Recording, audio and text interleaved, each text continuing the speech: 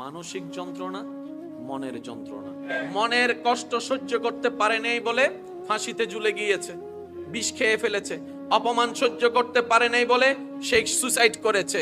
আত্মীয় স্বজনের কথা সহ্য করতে পারে নাই বলে সুসাইড করেছে। পরীক্ষায় ফেল করেছে বলে সুসাইড করেছে। কোনো প্রিয় মানুষের থেকে আঘাত পাওয়ার কারণে সহ্য করতে না পেরে সুসাইড করেছে। আঘাতটা কোথায় লাগে? অন্তরে। কারণ ওই প্রিয় মানুষটা যার থেকে আপনি আশা করছেন তাকে আপনি ব্রেইনে রাখেন নাই, কানে রাখেন নাই, মনে জায়গা দিয়েছেন।